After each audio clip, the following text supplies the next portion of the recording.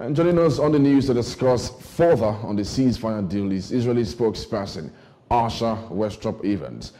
Part of the ceasefire deal, if I'm correct, Evans, is to see that Hamas frees more non-military hostages, something that Hamas seemed to be reluctant about, leading to Israel's accusation of Hamas breaching terms of agreement. Could you share more light on these, Evans?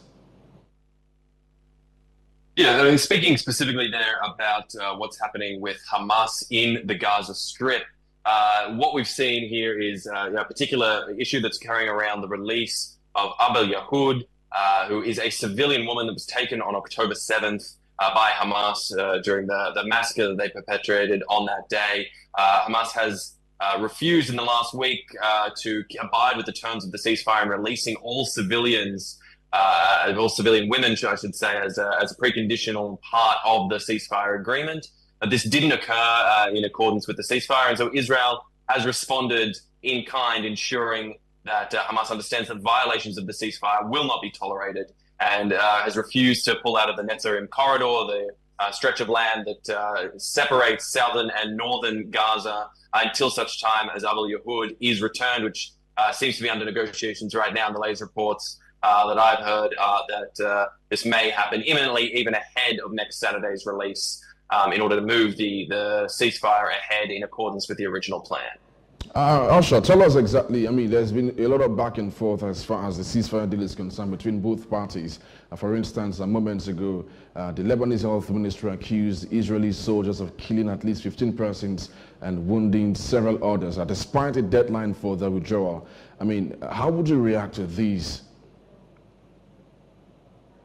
So just to be clear here, we're talking about two separate ceasefires that are going on at the moment. I mean, Israel is unfortunately under threat from 7 different fronts at the moment, from a slew of different enemies. So just to be clear, there's the ceasefire with Hamas in Gaza, which we're talking about, which remains around the issues of the hostages. And then there's a separate ceasefire in the north between Hezbollah and Israel, and of course involving Lebanon and the Lebanese army. Now in the north, Israel is continuing to assert quite clearly that Hezbollah has not kept to its side of the 60-day ceasefire agreement to withdraw from southern Lebanon, where it primarily operated before the war broke out there on October 8th, when Hezbollah decided to join in with Hamas after they started the war on October 7th.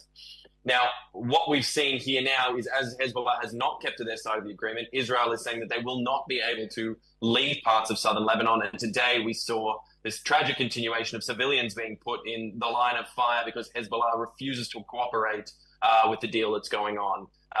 Civilians are under the understanding that they were going to be able to move to the south and did not heed the warnings of Israel, which said that because Hezbollah had not kept to its side of the agreement, Israel would not be able to fully leave Lebanon and leave the Lebanese army in control, as was the original plan, because Israel cannot tolerate having Hezbollah, a militant organization which had hundreds of thousands of rockets pointed at Israel, that Israel actively sought to dismantle, return back to just north of Israel's border, threatening so many Israelis that have been forced to flee their homes for well over a year now, with this imminent threat sitting on their doorstep.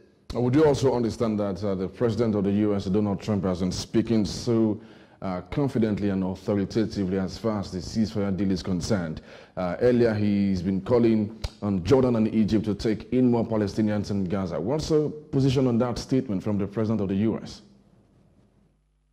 Well, look, President Donald Trump has indeed made a statement earlier speaking about the idea of Jordan and Egypt taking Gazans. Again, here we're referring specifically to the ceasefire in the south of Israel, in the Gaza Strip, but taking Gazans, refugees fleeing Hamas's control. I mean, look, at the end of the day, I think the real answer here is to remove Hamas from power, and I think that would have the potential to solve a lot of people's problems. The fact of the matter here is that Hamas abuses their own civilian population in as much as they attempt to do so with Israel's civilian population, with their militant authoritarian control. Here, it is critical that we understand that the end goal must be to remove Hamas from power, to have them disarmed completely, and to get some sort of reasonable government in control of the Gaza Strip that is able to take control of that region and ensure that there is security and stability. That is something that would benefit not only Israel, but the people of Gaza as well, who have been caught in this crossfire, thanks to Hamas hiding behind them, utilizing them as human shields in their ongoing war of terror that they perpetuated that has, as we've seen, caused so much chaos and disorder across the entire Middle East. Before I let you go, the reality is that everyone wants this to end.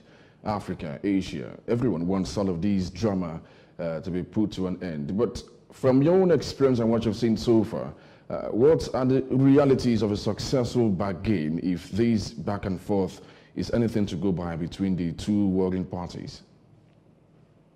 Yeah, look, so unfortunately, there is a sad reality that, Israel is making deals with the devil right now, both in the south with Hamas and in the north with Hezbollah. And unfortunately, the devil likes to play tricks. And that is what we're seeing here, frankly. Hamas are not keeping to their side of the agreement. Neither is Hezbollah. And Israel is having to deal with these militant forces who have built into their own charters and their fundamental ideologies the complete destruction of Israel and are not fair partners for peace. But unfortunately, that is a reality on the ground right now. We really hope that there can be some sort of stability and stable government to deal with in Lebanon, that we hope that the Lebanese government reasserts control and the new president there is able to do so there in Lebanon. And obviously in the south, in the Gaza Strip, we hope that a new government that can assert a reasonable, careful and considered control and help to rebuild the Gaza Strip can be put in place, whether that be through the support of the United States, other outside actors, Egypt, Jordan, the UAE, whoever it might be, that we're able to build some sort of sustainable peace. Because as you said right there, we in Israel and the rest of the Middle East and the rest of the world, frankly, are ready for these wars to be over, are ready to return to peace, stability, and let people just go on living their lives free of this sort of militancy and terror that has plagued them for so long. Westropp-Evans, for speaking to us. We do hope that you will oblige us if we continue to ask questions as far as the updates on the ceasefire deal is concerned. Westropp-Evans is a spokesperson for Israel. Thank you so much for speaking to us on News Leads tonight. Thank you.